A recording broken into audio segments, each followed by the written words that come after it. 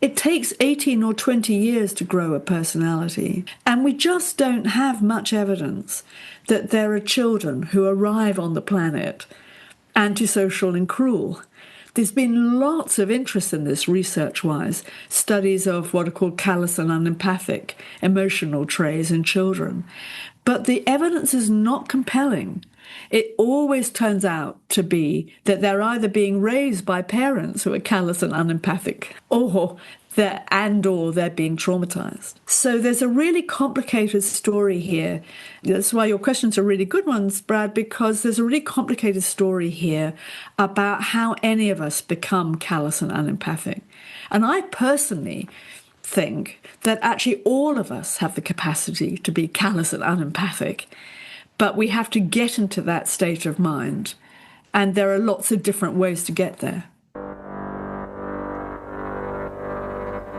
Forensic psychology, forensic psychiatry, what are these things?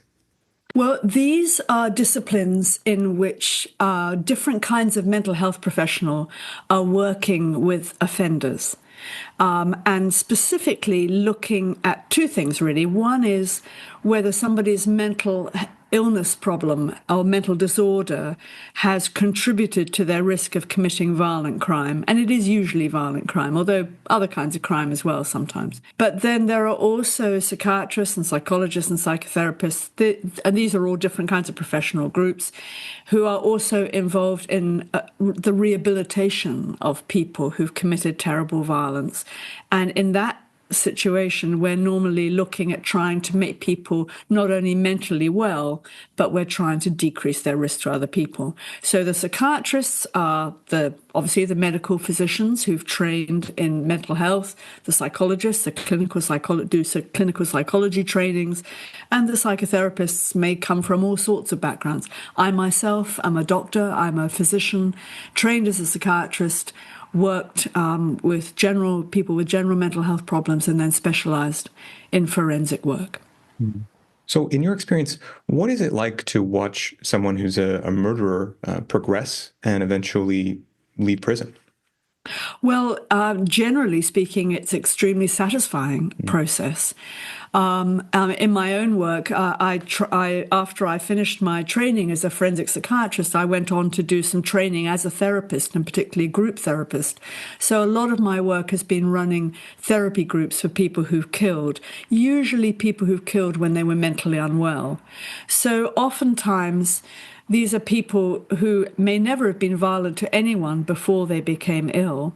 And even those who have killed within the family due to some kind of family disturbance or rupture may never have been violent to anybody before. So working with people therapeutically who've killed is very much around helping them come to terms with what they've done and take responsibility for that, but also to help them think about how they're going to manage their risk in future. So I have found this work incredibly satisfying and really interesting.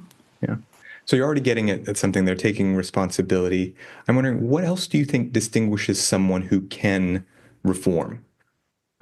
Oh, that's a really, really good question.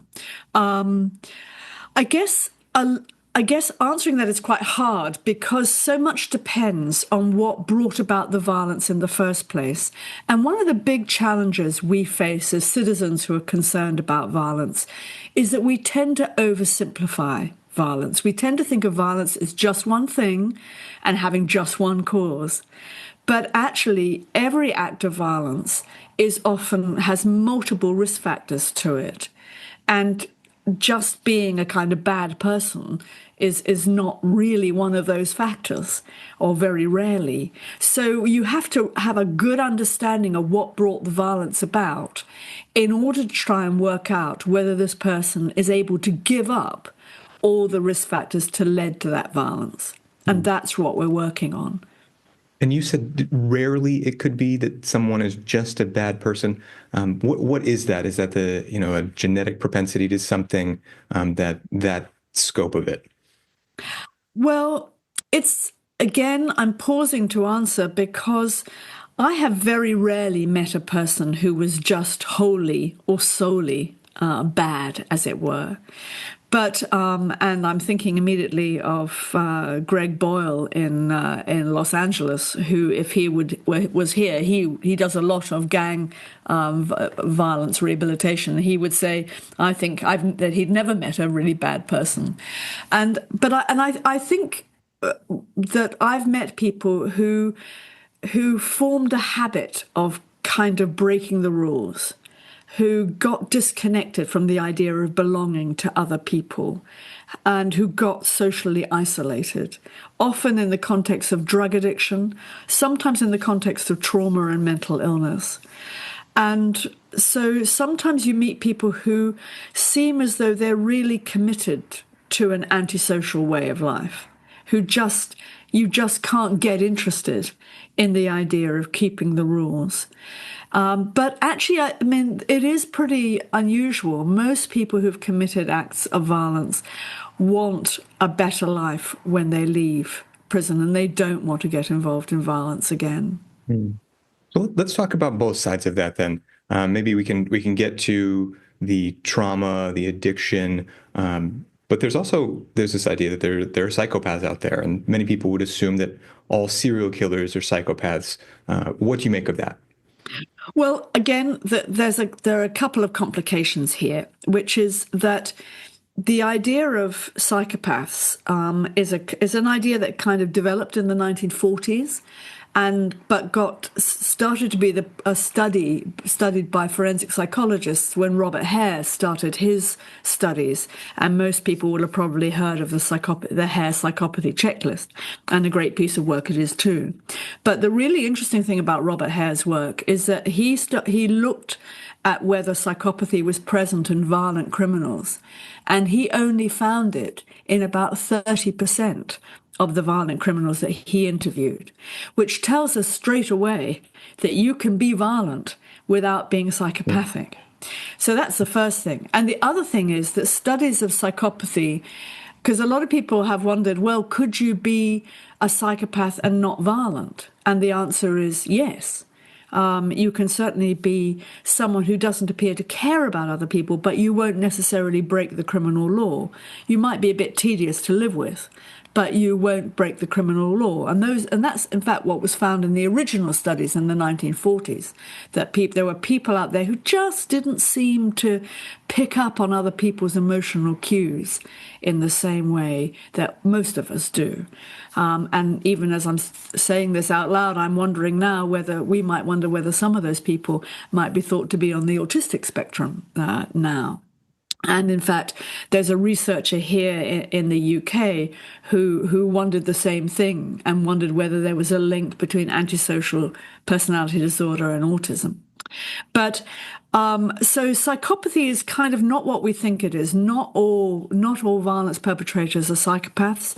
Not all psychopaths are violence perpetrators. And serial killers, interestingly, have become very rare beasts indeed. And quite why that is, we don't know, but probably it's something to do with better communication and connectedness. It's just harder for people to disappear. Yeah. So with this idea then that some are psychopaths and some are not, how do we distinguish whether or not someone who looks like a psychopath could be rehabilitated, or is that out of the question? No, it's not out of the question at all. And it's a very live question in my world, in the academic and clinical domain, about whether people who have high psychopathy scores can change their minds for the better. And I think what most of the people who work in this field say is that if a lot depends on whether the psychopathic aspects of your personality are balanced by other warmer aspects of your personality, whether there are any positives and strengths to your personality that could be harnessed to help you get interested in changing for the better. But it really depends on how severe your psychopathy is. So if your psychopathy is at a very severe level with lots of other personality disorder as well, lots of other kinds of mental illness, addiction, and a big history of violence. And this may be somebody who is really going to be very difficult to rehabilitate. And so that's kind of what people like myself and forensic psychology colleagues working in prisons do, is we do a lot of work trying to work out who really is too dangerous, too far gone to rehabilitate, and who do we really need to concentrate on, who can really make the change for good. And that's a big question that we should all be interested in, because it's expensive to incarcerate people indefinitely. So we should be working to try and identify all the people that we can help and help them as much as we can, because it's cheaper to look after them and oversee them in the community than it is to keep them in big buildings. So Gwen, you mentioned the warmer aspects of the psychopath. I struggle with this. Sure. So it seems that if someone is a psychopath, that they effectively lack empathy, and then they would therefore lack the pangs of conscience, and then therefore lack the ability to change how they treat other people. Could you help me with that? Sure.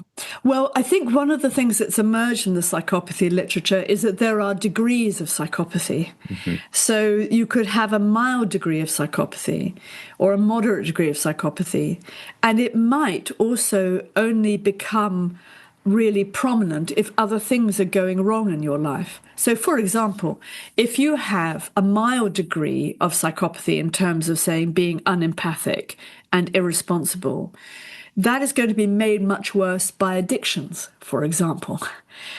So if you can get people into addictions program, you sometimes find that their tendencies to psychopathy kind of can reduce slightly. So it's not an all or nothing thing.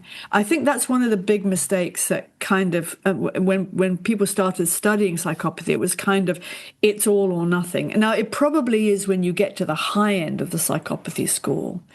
But people with milder degrees, with other kinds, for example, narcissistic personality traits are very common in people who also score highly for psychopathy. But if you can do something about the narcissistic personality traits, then maybe you can, that will also kind of bring out something a bit warmer in the person who was previously thought to be psychopathic.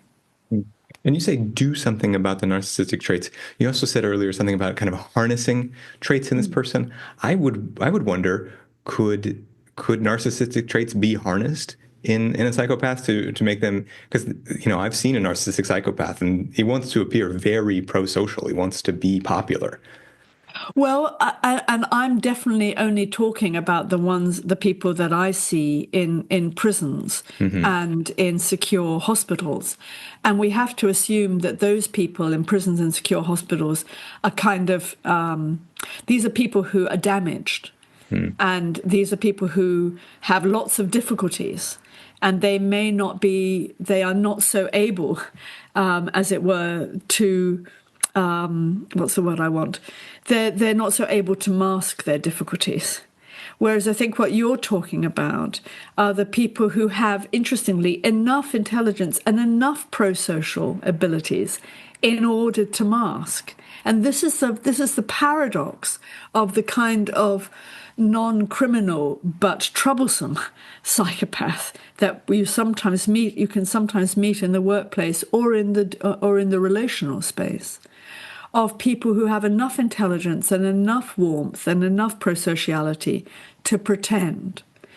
But, the best advice I have is that we don't know how common this is. There are lots of stories about people like this. And I'm not saying that they don't exist, because many people give stories of having met, just like you have. But we don't see them so much in our prisons or in our secure hospitals, because they tend not to commit the kinds of crimes that get them there. But they can cause mayhem in the relational space or in the workspace. Yeah, you mentioned Robert Hare, and his later work, books like Snakes and Suits, he describes all of the criminality that they can conduct covertly or through others in a white-collar environment. Well, and I think what's interesting about that too, and you put your finger on something really important, is about how people who use relationships with others in a malign way. And I think that's really interesting because, and that goes back to what I was saying earlier about degrees of psychopathy, because a lot of the people I meet are so psychopathic that they don't have relationships with anyone. That and they also the kind of relationships they form are so evidently deceptive and corrupt that nobody is people aren't fooled by this. I mean, not there are exceptions. I think I'm just thinking about some of the guys who are a bit psychopathic in prisons who end up having relationships with prisoners with prison officers and that kind of stuff. But even then, that capacity to have a relationship, to make a bond, to make that bond worthwhile, is that in itself is quite a complicated thing to be able to do. And I think we don't know too much about this. And there is a school of thought that says, again, that there are two different types, that maybe there's another way of thinking about it. There's two different types of psychopath, in which one is kind of the ones that are kind of born antisocial, and the others that become antisocial because of trauma. And so you can have people who behave psychopathically because of trauma, and there are others who seem to have really arrived on the planet not able to form relationships. But the evidence for such people is pretty thin. And my reading of the literature is that actually there aren't, it's hard to really pin down and identify people who are just antisocial from the moment that they kind of begin to form relationships. It's rare. Yeah. How would you know?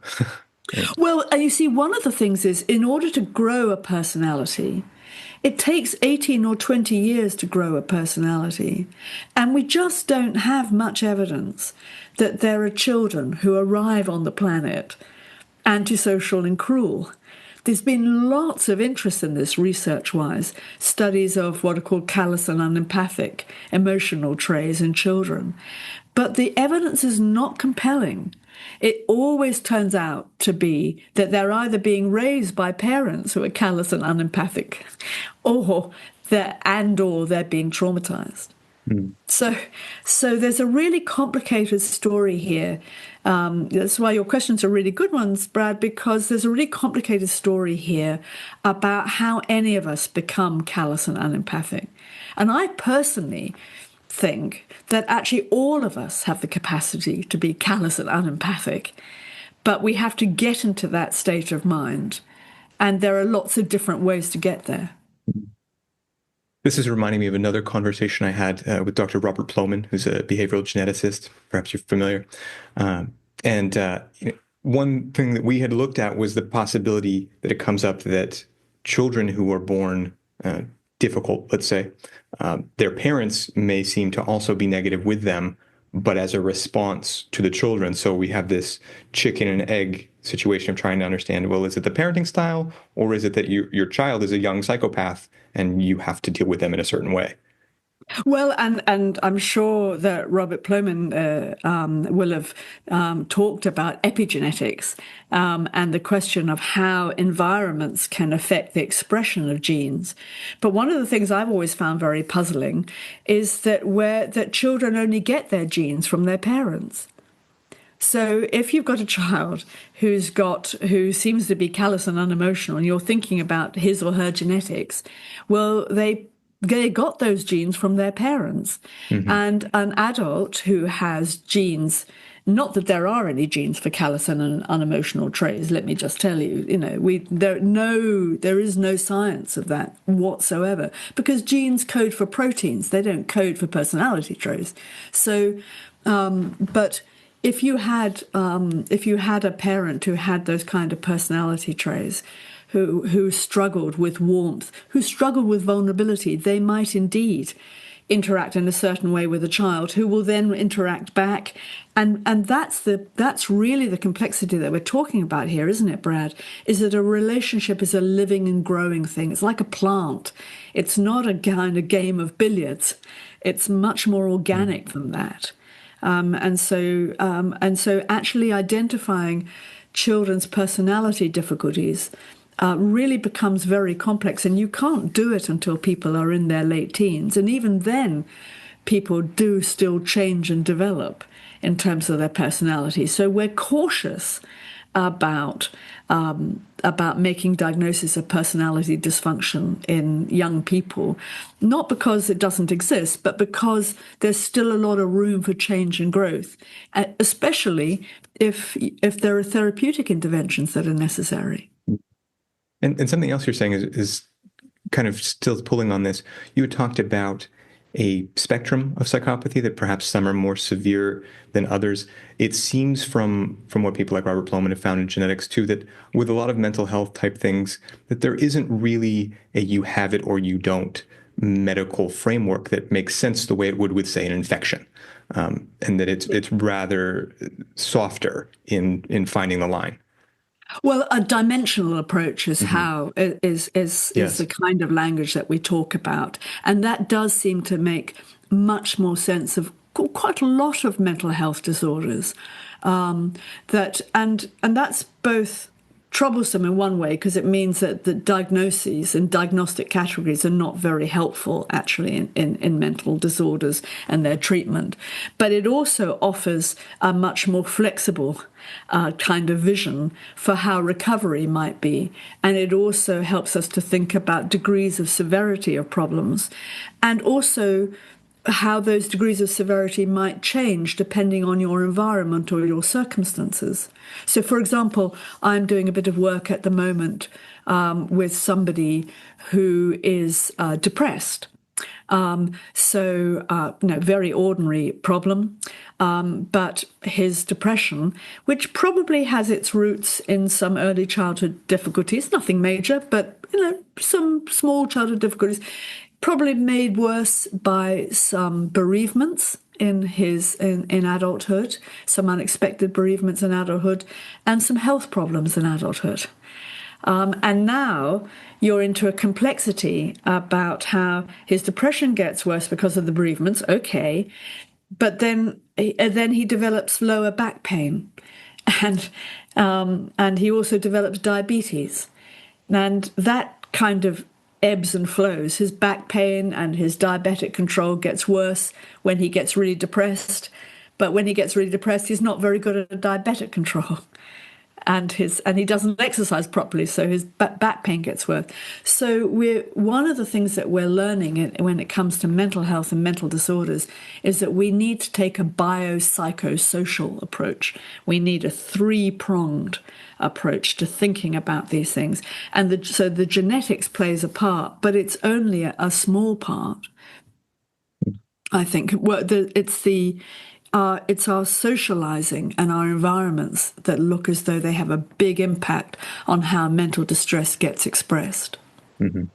So if the psychopath is the dangerous person who maybe can't be changed, and it's this dimensional thing, how do we even know what to look for? How do we spot a person like that?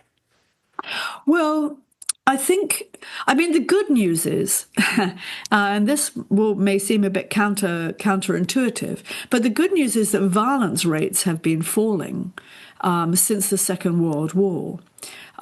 Even allowing for underreporting of violence, it looks as though in European and Anglo-European cultures that violence rates have been falling. Now, there are confounding factors, but for example, in the USA, of course, confounders with access to weapons. But even in a country with massive access to weapons, your homicide rates are nowhere near what they are in bits of South America and South Africa.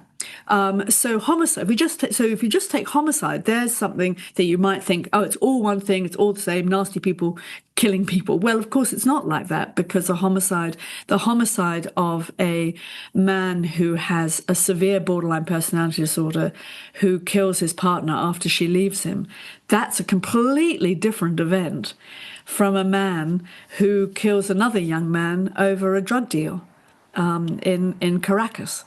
Say, where I understand that the going rate for an assassination is 1,000 US. And if you don't have any other kind of job, assassinating people might be a reasonable, look like a sensible option. Not an attractive idea, not what but very different from the killing of a man killing his ex-partner in a kind of wildly disturbed emotional state. So that's why we have to be very wary of saying, when we're talking about danger and violence, we need to, what kind of danger, what kind of violence are we most worried about? It's very rare as a stranger to be attacked by somebody. It's incredibly rare, unless you happen to be in a country where there's a lot of violence going on generally on the streets, where you might get caught up. You might be collateral damage. But otherwise, for most of us living in reasonably organized democracies, the chance of being killed by a stranger are tiny. So the danger comes usually from ruptures in relationships combined with addiction, combined with severe mental distress on the part of both victim and perpetrator.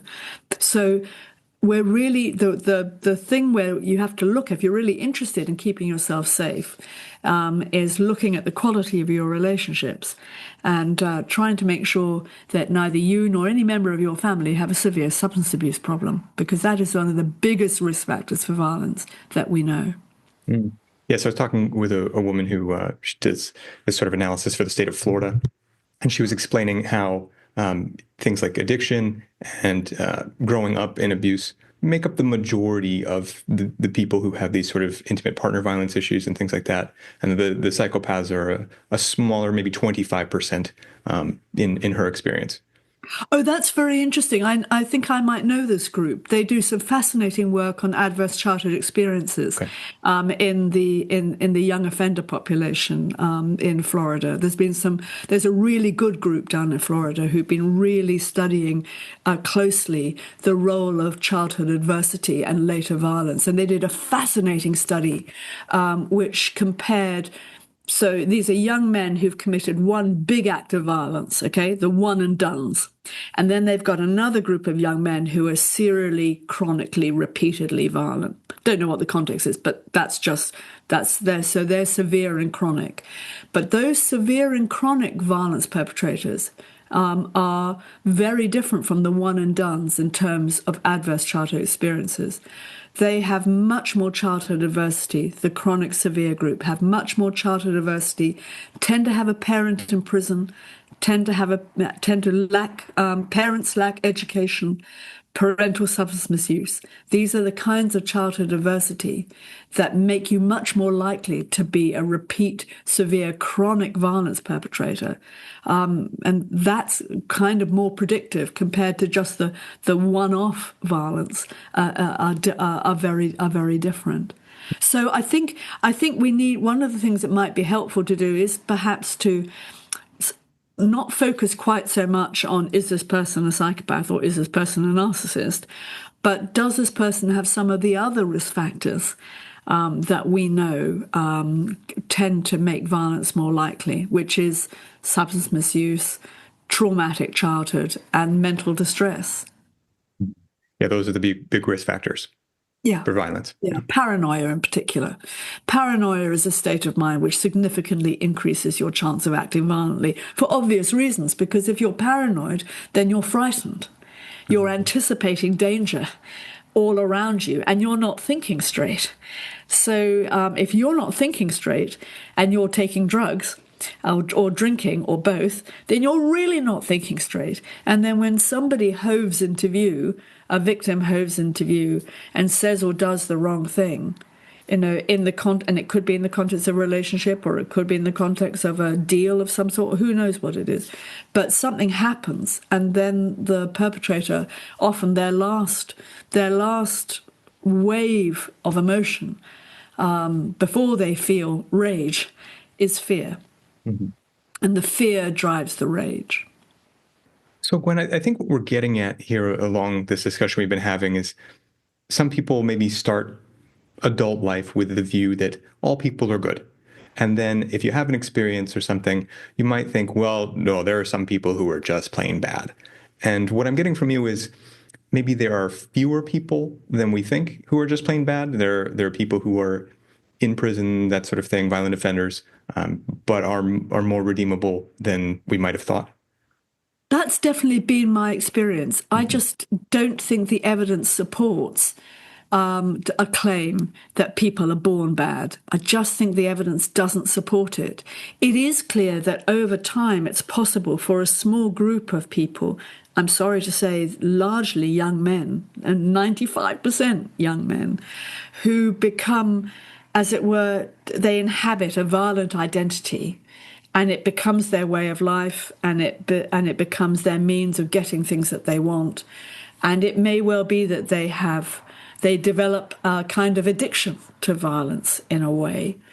But they are a very small group of people. Now, the absolute numbers will always be too big, because we don't want people to be committing acts of violence. But I think that actually, paradoxically, because the numbers are smaller than we think, we could probably do more about them. And we should be doing more about them. So, for example, if you're going to put a young man in prison for a violent offence, say a teenager, a 14-year-old, 15-year-old, you want to throw a lot of rehabilitation at him, because it's way expensive for him to go out of prison just at the same level of risk he was when he arrived. That's really not sensible. And that's why, particularly recently, I've been talking a lot with colleagues working with offender rehabilitation to try and make sure that we do more while people are in prison to make them safer when they leave.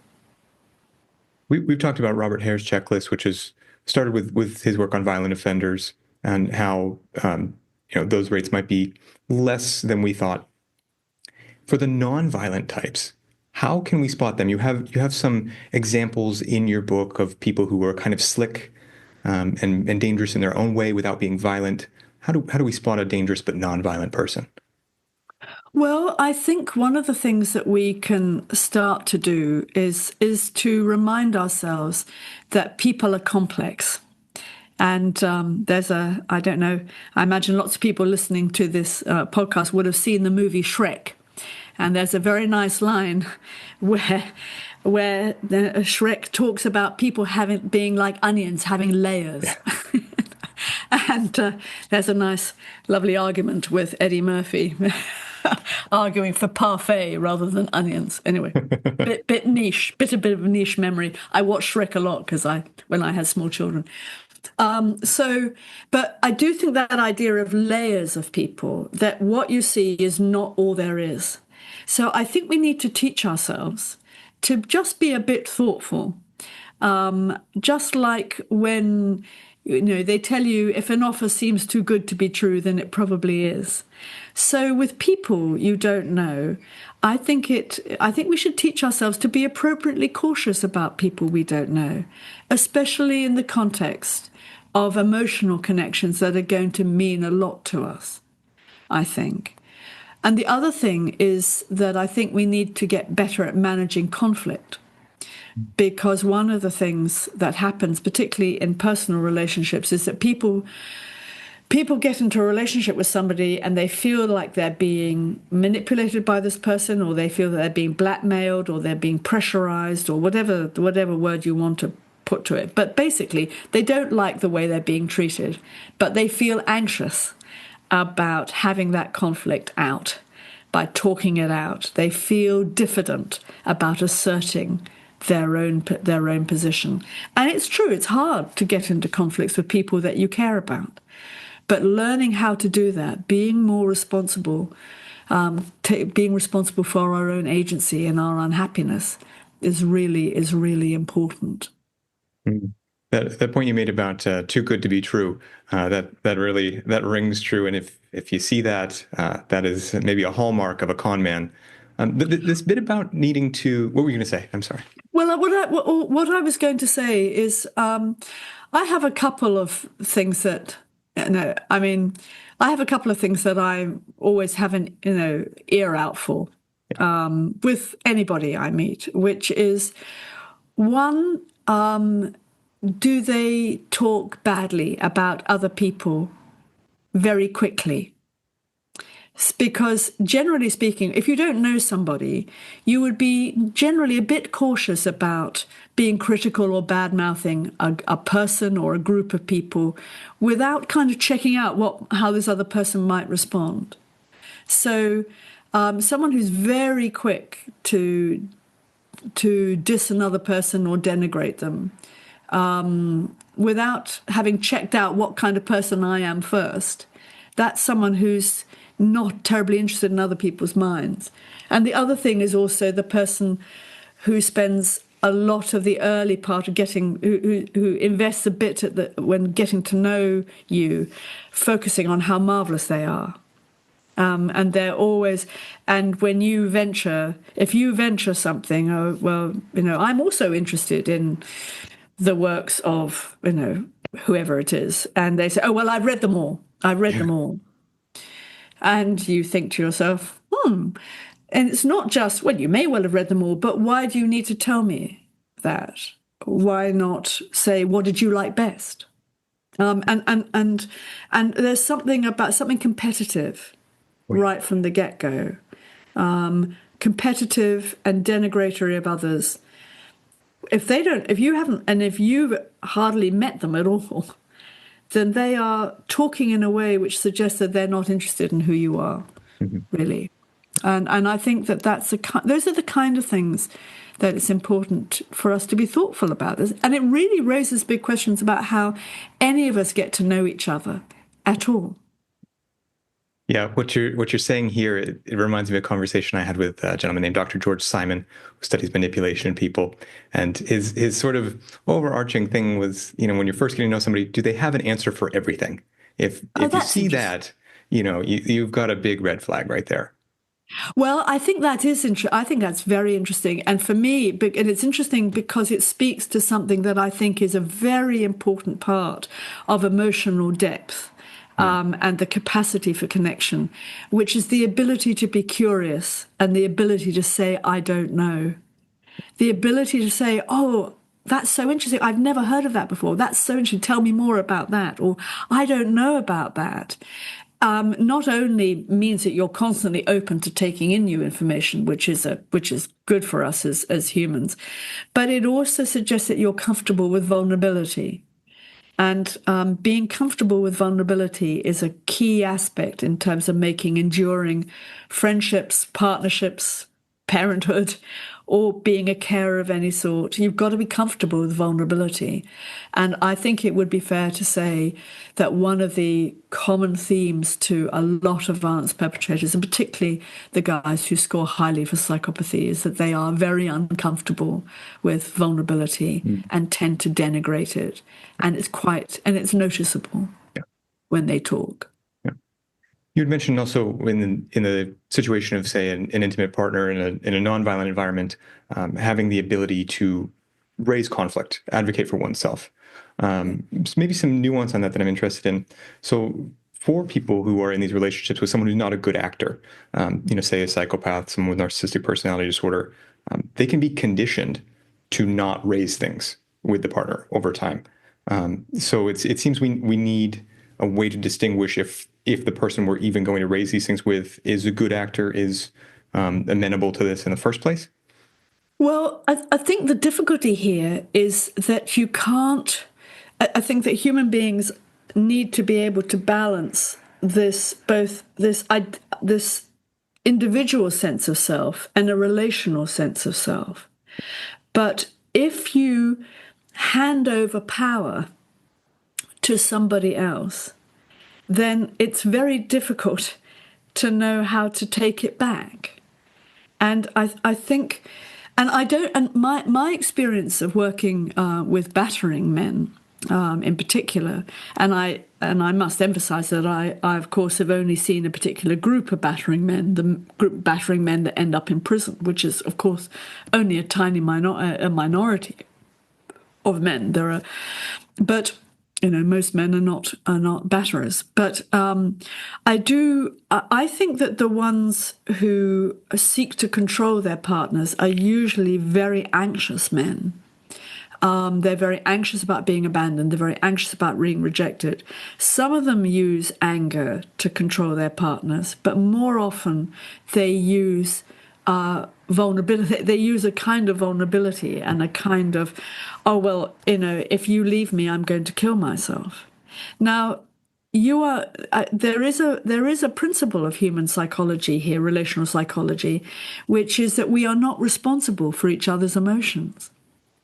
Now, that sounds a little, again, counterintuitive, because to some extent, there is an expectation in social engagement that I will not say or do things that, for example, upset you. If I were to suddenly say something mean to you, Brad, that would be a very odd and strange thing to do. And I think I would then feel bad about it, and quite apart from anything else. But it would be very odd. It would be an odd thing to do. But, to some extent, I can't control what happens in your mind if I say something mean to you. And what you do with your reaction to me being mean to you is actually also down to you. So if somebody says, I'm going to kill myself if you leave me, and you feel that leaving this person is really the safest and best thing for you, then that is, you have to choose that. And you are not responsible for all the consequences that may follow. But the complexity here is about what we call manipulation, which isn't really, I think manipulation is a very bad word because it doesn't get to the emotional nuance of how when people are close to each other, they kind of trade aspects of themselves. You kind of share something with somebody else. And so to separate becomes very painful and difficult, really painful and difficult. Yes. Yeah. So we've talked about sort of the psychopath, which is seen as this sort of distant, cold figure. Now, the narcissistic personality disorder type, maybe more people would see that blending, getting caught up. You mentioned something along the lines of being mesmerized by these people when you first meet them. A quote from your book, a narcissistic person uses grandiosity and entitlement to suppress feelings of need. Controlling and belittling others brings them superficial relief. So knowing that, what impact does that nature of the narcissist have on their ability to reform?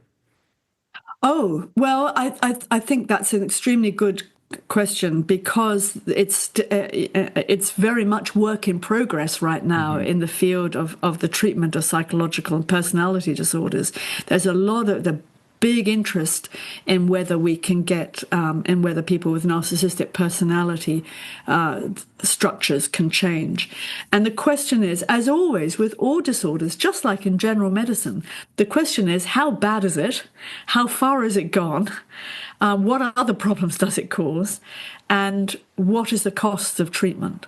So if you have somebody that has a kind of fairly mild degree of narcissism, that's usually, it's usually a defense against feeling vulnerable. One of the things that's really been so important for the field of narcissism in the last just in the last 10 or 15 years has been our understanding that narcissism is not just about being grandiose and entitled and arrogant. It always involves, or nearly always involves, being intensely vulnerable and ashamed as well.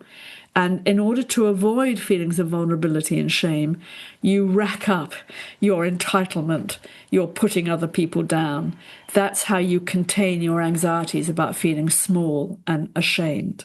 And we are learning that a lot of people who develop pathological narcissism have experienced neglect as children. And didn't have the development of self, a secure development of self. So the question is how grandiose are they? How entitled are they? Are they rule breakers? Are they addicts? That's really, again, your question reminds us, if we need a reminding by now, that actually just saying this person is a psychopath or this person is a narcissist isn't going to cut it if you're serious about assessing risk or you're serious about assessing change. What you want to know is, how bad is it? How ingrained is it? If it's all tied up with being both psychopathic, and cruel and addicted, and you've already committed several acts of violence, you readily use weapons, and you don't care about going back to prison, then you're probably not a guy that I'm going to suggest is going to be suitable for one of our programs. If, however, you are interested in working on your addictions, you are interested in perhaps not getting into trouble again, and you are curious about why nobody likes you, then you are a guy that will say, well, come along and have a go. And they may fail, and they may drop out, but that's fine. Yeah. We've given it a go. But I've seen enough of very disturbed men go into therapy and really, really change for the good. Men who are very violent, very cruel, scored quite highly on the psychopathy checklist, who have changed their minds for the better. But you have to have a good quality therapeutic program run by people who know what they're doing. It's not 20 sessions of counseling from someone who's not had much of a training. See what I mean? Yeah.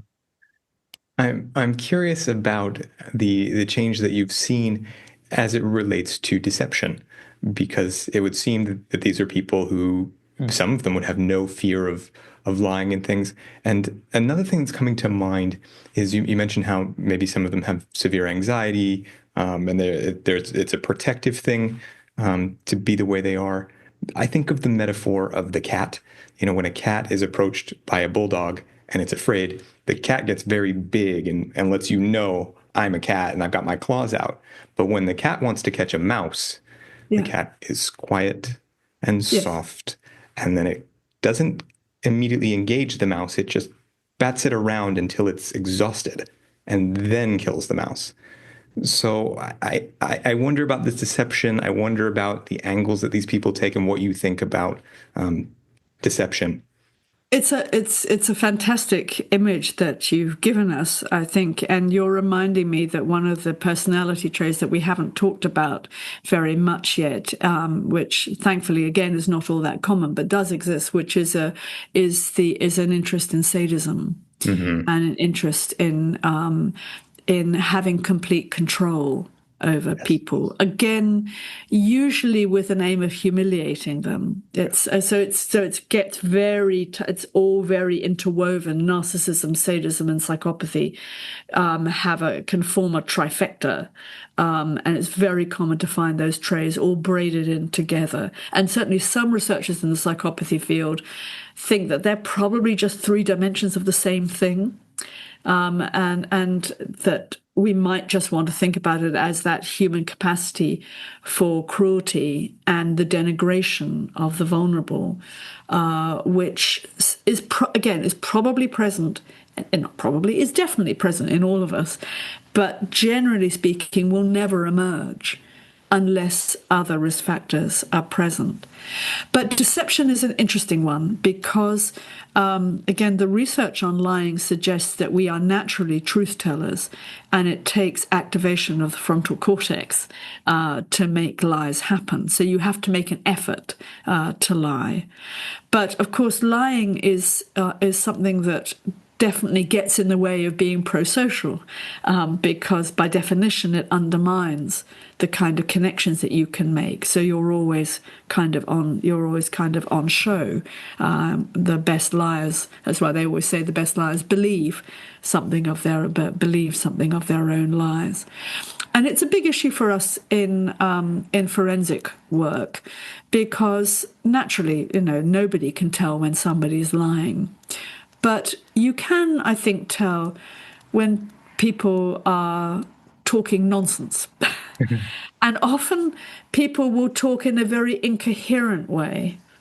I don't know, in England we call this talking bollocks, but I don't know how that translates into the USA. But we might say a word salad. Yeah, a word salad. Yeah, there's something about the way that people are putting things together which just doesn't make a lot of sense. And I think that you can get a feeling that something is not authentic. You can't be certain that somebody's lying. I really don't think it's possible for any human being to be sure. I mean, indeed, I'm sure you probably interviewed people who've studied lie detection and malingering, because it's a very interesting field. But I think you can identify a kind of discomfort with the coherence of what's being said to you, the things that don't hang together, the sense of glibness, the sense of a lack of authenticity, and going back to a lack of interest in how this is impinging on you, the listener. I think one of the things that's very common in my experience of talking to people who tell lies a lot is that they're not really very interested in what I think, which is odd, because you might think because they're trying to get something done, but often there are different kinds of lies. You see, there are lies that are told just to fill up space, as it were. So I've met quite a lot of people who, when I challenge them about something that the court has found, they're not thrown by that. They just go off and tell me something nonsense that I know didn't happen and couldn't possibly have happened, but they filled up the space where the difficult question was. Whereas there are other people who say, oh, well, I can't remember, or it doesn't really matter, or, or they get cross and say, you can't ask me any questions about that. And they go, oh, okay. But I, of course, I'm interviewing people at a moment often when they're powerless. So it's a bit different from, if I was just sitting in a cafe and somebody came to talk to me, although I would probably be very suspicious because I spent too many years working in prisons and maximum security hospitals. But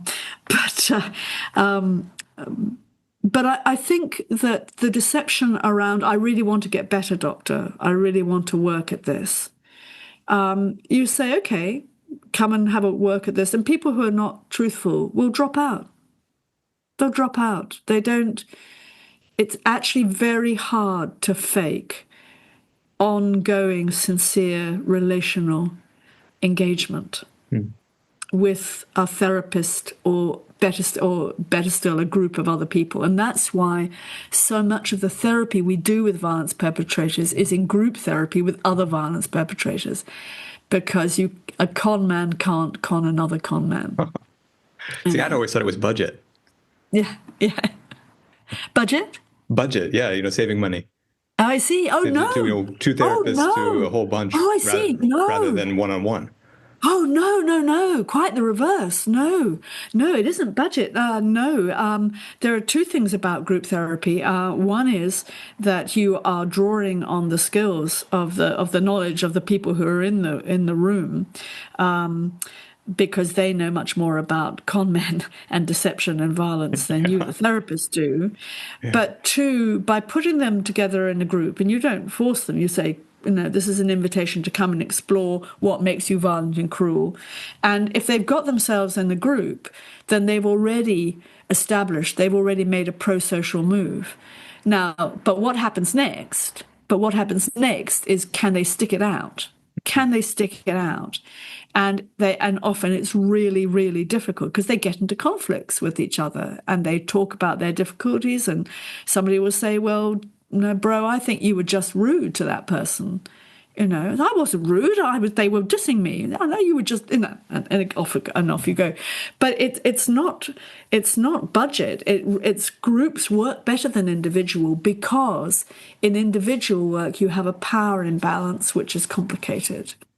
And you also have there's a push on the individual therapist towards a kind of compassion and therapeutic stance that is that can undermine, I think, real change in pro-social thinking.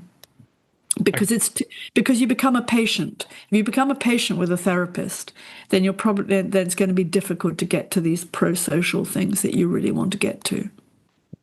Yeah, I can see now how the group could be a filter. I still, a great con man, I put no limits on how much they can pull off, but I can see that. You had mentioned the brain and the difficulty of lying. There is evidence that psychopaths have different brains. In Robert Hare's Snakes and Suits, I believe there's a chapter called The Psychopathic Brain. In the book Women Who Love Psychopaths, there's a great chart that lays out a bunch of studies, citing this brain region, and so on. If the brain is different, then is lying different?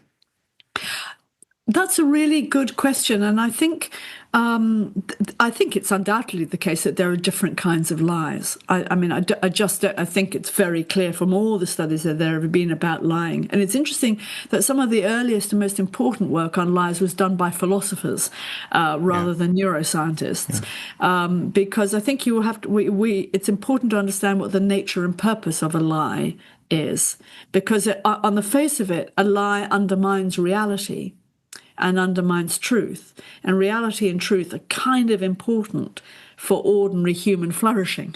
So on the other hand, it's absolutely clear that human beings do regularly tell lies of various sorts, as indeed other members of the animal kingdom do as well. So they can be deceptive. So it's a complicated area, and so we should expect the brain to be different in different brain states when people are lying.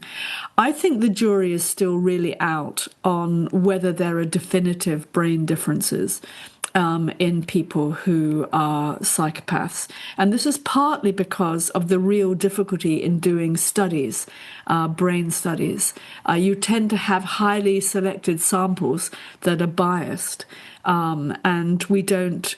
That's one problem. But the other problem is a lot of people in the field of neuroscience right now are becoming more skeptical about the value of focusing on bits of the brain doing specific things, and that actually the connectome, it's the the neuronal connectedness of all the parts, that's where the magic happens. And if things are going to go wrong, they're going to go wrong at the level of the connectome. Now, yes, sure, we can put people in scanners and show that different bits light up when you do this and that. But in a way, we already knew that. My brain is activated now as I'm talking to you. In fact, you'd be a bit worried if it wasn't activated. The question is what am I doing with the relational inputs that are coming not just from my own mind right now, but also my attention to your mind right now, even in this space that's not a personal space, it's a virtual space. You and I are still engaged in actually in reading, trying to read one another's social cues in quite complex ways. And that's why it's difficult to study lying as a kind of purely individual brain issue. Yeah. Gwen, at everything I bring up, it seems that you find nuance. Is that the nature of your work? Did that find you? I think both. I think, I'm a very ordinary kind of person. I had ordinary prejudices and biases, and I had ordinary certainties about what people were like. And I've had to let a lot of those certainties go as I've gone on in my work. And I think that my training as a therapist, and particularly having lots of therapy myself, made me question things that I believed about myself, for example, in my own mind. And I began to be a bit more comfortable with uncertainty, and to also understand that this dualistic kind of either-or thinking is often not actually representative of the reality of the world that I live in and work in. The people that I meet are not always wholly bad people. They are often people who've done something terrible, but they are also people who are capable of thoughtfulness and kindness and just rather ordinary people. So I think I've learned that nuance is what grounds me in reality, and I need to be grounded if I'm going to go and have conversations with people who've done terrible things. We found nuance in talking about several psychological, scientific aspects. There is a spiritual aspect that comes up in your book as well, the idea of evil. I see there's a cross at your neck. I'm going to give a quote from W.H. Auden that's in your book. Evil is unspectacular and always human, and shares our bed and eats at our own table. What does that mean to you? Well, what it means to me is my belief and my certainty that we all have the capacity for great goodness and for great evil. And this is an idea that was first put forward by St. Thomas Aquinas, who was, again, one of our most thoughtful philosophers, and very psychologically minded philosophers, as well as being a saint of the Catholic Church. But so I came to Thomas Aquinas. Funnily enough, I came to Thomas Aquinas, reading Thomas Aquinas, because copies of his books were in the Broadmoor Library when I was training there, and not in the staff library, in the patients' library. So I was very intrigued about that.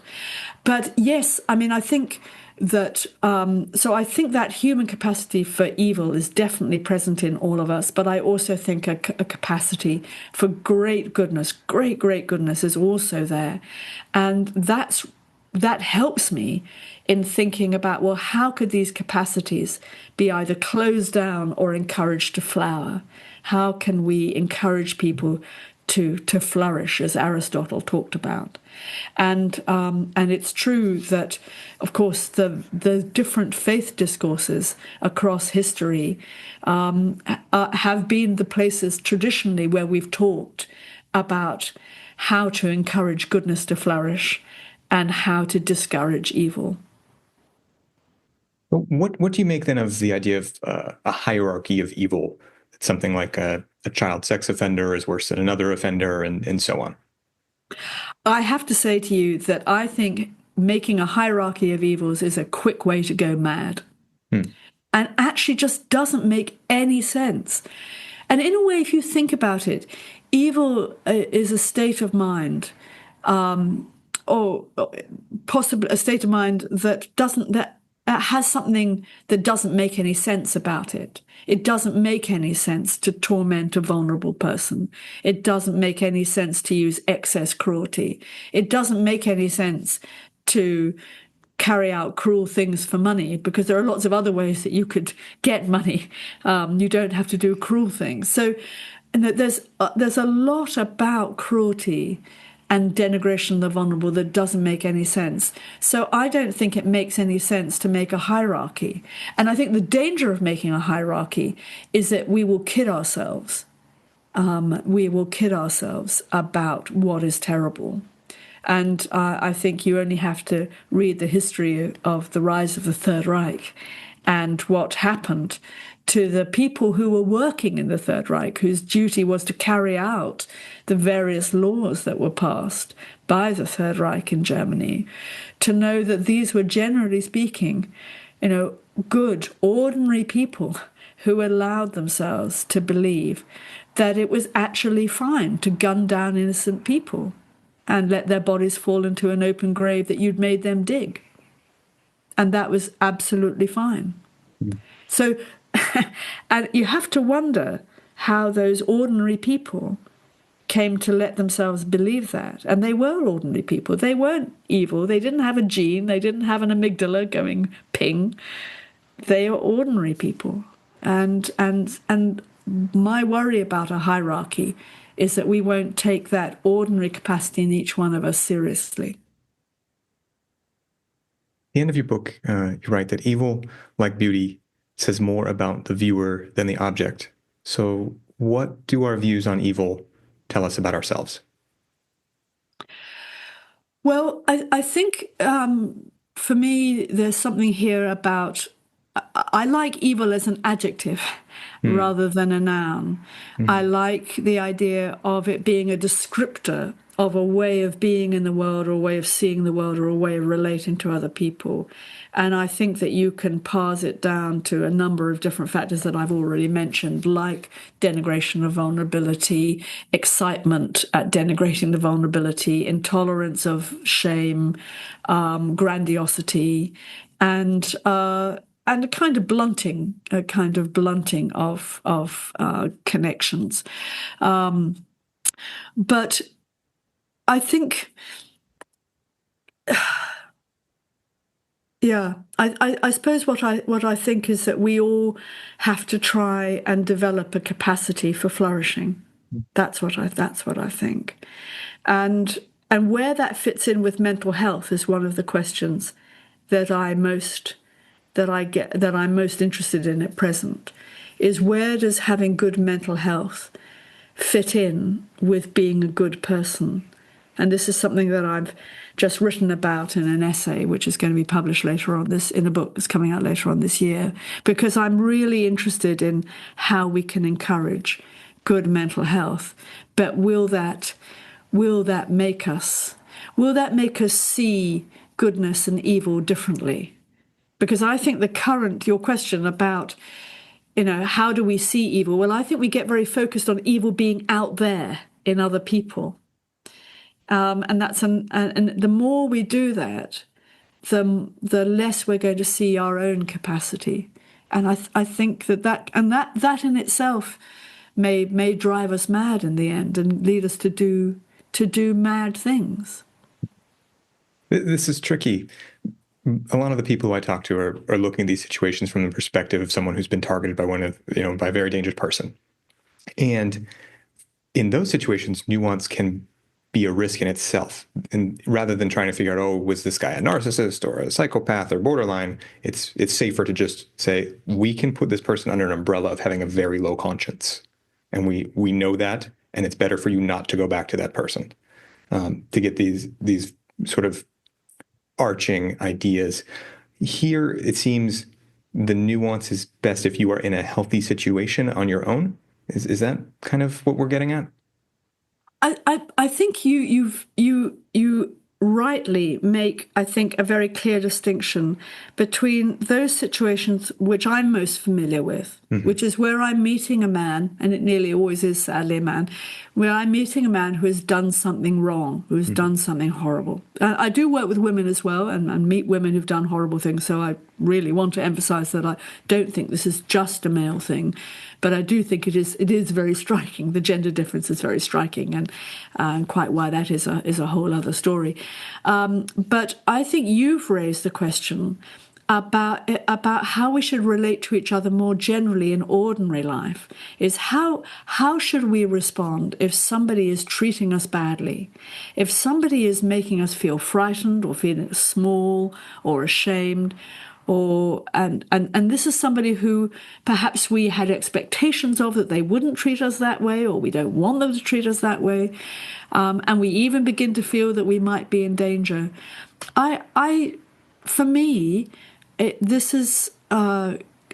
think it's really important that we look after ourselves. But there are ways to look after ourselves which are also nuanced, which you can say, this isn't working for me, and I'm going to remove myself. I'm not going to engage with this anymore. But I can do that, and that can be my choice without my having to label this other person as anything. I can simply say, this isn't working for me. I don't feel comfortable here, and I'm going to walk away now. And I know and then what happens then is the other person gets upset or angry or cross, and we all have to get better at saying, you don't have to like this, but this is what I'm going to do. And I'm sorry that you are distressed, but this is what is going to happen. And, sometimes we will make that decision and we won't get it right. That actually we might have been able to work through that conflict with somebody. But if you genuinely feel frightened of this person and you're confident that there's nothing that you're contributing to the relationship that's aggravating the fear or aggravating, if you're confident that you're not aggravating it's not part of your relationship. I mean, if you need to go, you need to go. Nobody needs to stay in a relationship where they're frightened. I was very influenced by watching a very powerful TED talk by a woman who talked about her experience of domestic violence at the hands of a man who she clearly loved, intelligent, educated, the usual terrible story. And the most terrible things about these stories, Brad, is that they only end when the woman leaves. Now, should he stop? Absolutely. Will he stop? It looks like it's very difficult for men who have got into the relational habit of using violence to manage their feelings, if they're using violence as part of their relationship with you, then, and if you don't want to be there, then you don't have to stay there. But, and yes, there will be emotional pressure. Yes, it will be really hard. Nobody can make it easy for you. But this woman spoke so powerfully about how she managed to walk away, and she survived because she walked away. And I think one of the most difficult things that societies face is we don't seem to make enough spaces where couples can really work on the complexities of these relationships. And I have to say, I worry a little bit that the use of categories like narcissist and psychopath, actually stops people from, or could stop people from actually thinking much earlier. Yeah. That this relationship, because they say, well, he's not a narcissist. Oh yeah. He's not a narcissist. He just never helps out with, he doesn't turn up when he says he will or anything. But he's lovely with my mum. And and you just think, I worry that if we use these boxes, we're going to delude ourselves about what's really going on. Yeah. A good predator can use anything to their advantage in perception. And we're talking a little bit about a gendered view of evil as well. So here's another nuance that's come up in your book. What do you think of the idea of a gendered view of evil? This is something that's I think widely accepted. I see it all over the place. What do you make of it? Well, my view is that each and every one of us has the capacity to get into an evil state of mind, and that includes women as well. So I have absolutely no doubt about that. However, the absolute numbers are intriguing. There's no doubt about it. That when it comes to violence, if we're talking about evil in terms of violence to other people, then there's no question that seems to be an activity of men. However, of course, if most violence is perpetrated by men, most men are not violent. Most owners of a Y chromosome will never be violent to anyone in their entire lives. And I think it's really important that we hold on to that there's nothing about being male that makes you violent. However, there is clearly something about some accounts of masculinity that promote violence as a way of being a successful man. And actually, and what I'm going to say now is not a popular view, but I think there are some toxic accounts of femininity that also contribute to violence, to toxic masculinity. There are toxic accounts of femininity which emphasize women's vulnerability, emphasize women's passivity, that women's inability to protect themselves or stand up for themselves, and that makes them sitting ducks for some of the toxically masculine men who need to be able to dominate somebody in order to feel safe or strong. And I think that when you get these kind of pairings, and they're a minority, but when you get these kind of pairings, that's when you get dangerous kind of situations. But I don't think there's anything inherently male about evil. I do think when it comes to violence, there's some accounts of masculinity that make violence more acceptable and feel like something even that, as a successful man, I should be doing. That actually this is what makes me more of a man, is if I'm making somebody else feel small and ashamed. And I was very moved by hearing a story of a man called Jacob Dunn, who went to prison. He got into a fight with he was a young man, he was 19, he got into a fight with another young man. I think there had been a lot of alcohol on board, and it was one of these kind of, drunken, and he killed this man with a single punch. And he went to prison, and he was very angry about being sent to prison. He felt that he hadn't intended to kill this guy. It was a terrible accident. And he was also very angry with a friend of his who he said had reported him to the police, had given his name to the police. And he felt, I think, both belittled and ashamed of being in prison, of being identified as an offender, and he was vengeful towards his friend. And being in prison did nothing to change that. But what changed things for him is when he came out and he met the parents of the boy he killed. And it was talking to the parents of the boy he killed and learning from them about the impact of his actions helped him take responsibility, helped him let go, actually, of his vengefulness and his sense of being ashamed, I think. Yeah. I think if he were here, he would say it's still work in progress. But you know, his story, which has been made into a wonderful play called Punch, which is currently about to go into the West End in London and may well come to Broadway, is something that everybody should see, because it's about why prisons actually stop men, or rather don't stop men being violent, and could actually make the violence capacity worse. When you mentioned shame, something that came up in your book is shame. What role does shame play in the therapeutic process?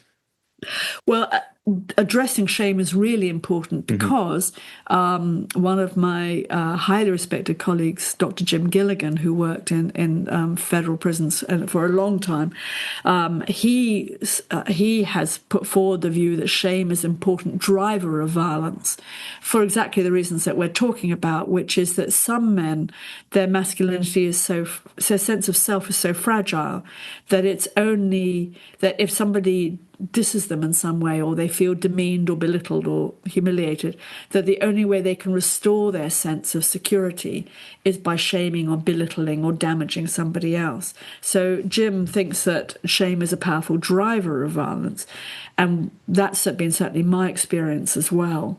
And so what we find is that it's very important that we then in therapy, we look at shame.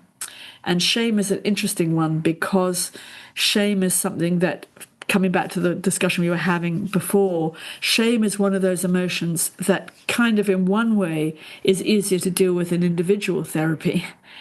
But actually, you probably need to get it out into a group, because shame is a social emotion. It's your imagining of how people are looking at you. Yeah. So if you can talk about shameful things in a group with other people who are struggling with shame, then coming out the other side of that is stronger. Your strength when you come out of the other side of that. And it's one of the things about the work that we do with violent men is actually we do call upon many of the traditional accounts of a kind of healthy masculinity, about courage and patience and tenderness and willing to be open, and finding the courage to be open and to stick with something even when it's difficult. These are traditional masculine virtues, or not just masculine ones, but accounts of masculinity often support those, and something. And I think that's it's something that really is very important. Restoring a pro-social sense of honor, where the honor is about belonging. Mm-hmm. Yeah.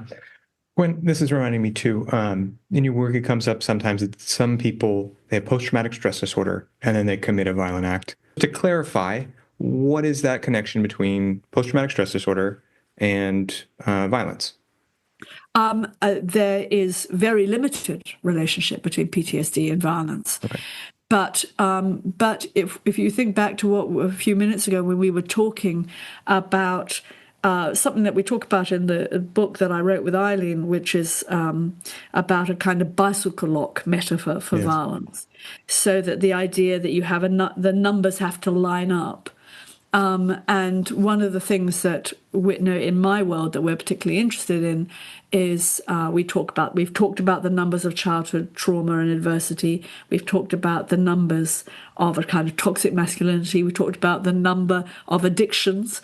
But we could also talk about the number that is mental illness. And I think the thing about PTSD is that PTSD is the kind of mental disorder that can affect your mood regulation, and it can also lower your threshold for fear. So if you have not been able to kind of get a handle on that, if you're in a situation where other things are present, then PTSD could be one of those mental disorders that might contribute to an increased risk of violence. But just on its own, PTSD neither predicts nor causes violence. I think that that's a really important thing to remind people. There's almost no mental illness that on its own predicts violence reliably. And in fact, most people with mental illnesses will never be violent to anybody except themselves. And of course, suicide is the thing that we most worry about with all kinds of mental disorders, especially the mood disorders and PTSD. Well, when we have time for just a couple more questions before I get to my last couple, and we didn't even get to talk about your work on attachment disorders, attachment style, falling asleep with a patient, you got these interesting stories. But before we get to my last couple, where should people look for you online? Oh, where should people look for me online? Well, I have a fairly limited presence online, so probably the easiest way is to go to Amazon and look for The Devil You Know, which is the book that I wrote with Eileen Horn. And Eileen and I have a new book coming out next February called Unspeakable, which is about trauma. And I gave a series of lectures on violence, which are about to be published here in the UK in November. And if you're interested in our discussion, they'll be published as they're called the Wreath Lectures. So you put my name into Amazon and they'll come up. Great. We'll put a link to The Devil You Know in the description for people to check out. And Gwen, my last couple questions. What would you like people to consider about management of resources in the justice system, first of all? And this is one of the last questions, is it, Brad? How long have we got? I wanted to make sure that you got this one because I could feel it as an undercurrent in your book.